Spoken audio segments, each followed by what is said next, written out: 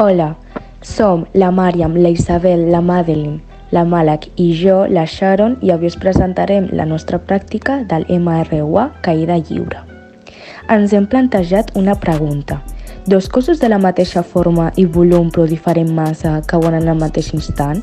Podem verificar la constant de la gravetat? Per fer aquesta pràctica necessitarem dos pilotes de tenis, una normal i l'altra amb un tall, cinta mètrica, dos mòbils per calcular el temps, una balança, cinta aïllant i sorra. Procediment. Primer tallem un tros d'una de les pilotes i la posem sorra dins. Després hi posem cinta aïllant al voltant de la pilota que hem tallat perquè quan la tirem no s'obri. Passem cada una de les dues pilotes a la balança i apuntem a la llibreta la seva massa. Dues persones pugen al primer pis amb les dues pilotes i amb la cinta mètrica i les altres tres es queden a baix.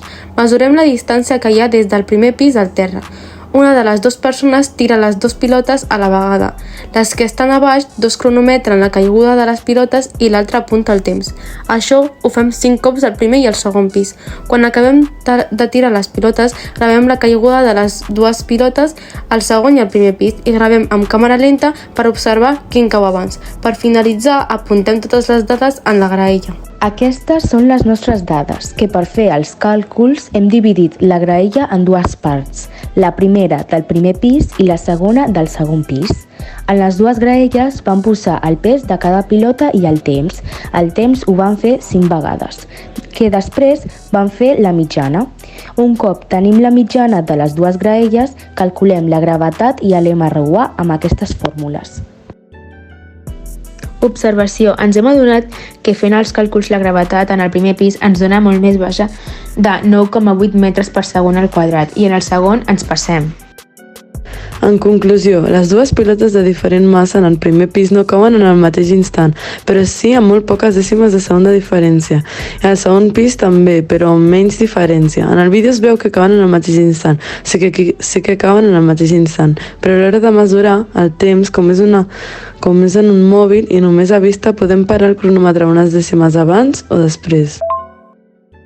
Segons els nostres càlculs, la constant de la gravetat no ens dona 9,8 metres per segon al quadrat.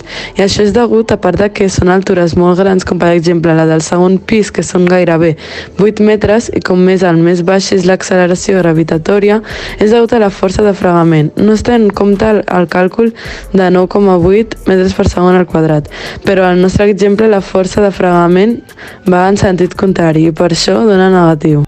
Finalment, en aquesta pràctica hem pogut aprendre a calcular la gravetat i averiguar que la nostra hipòtesi en els dos casos eren errònies, ja que sí que cauen en el mateix instant dos cossos de diferent massa des del mateix lloc, i només amb la força de la gravetat, i no es pot comprovar la constant de la gravetat amb aquest exemple.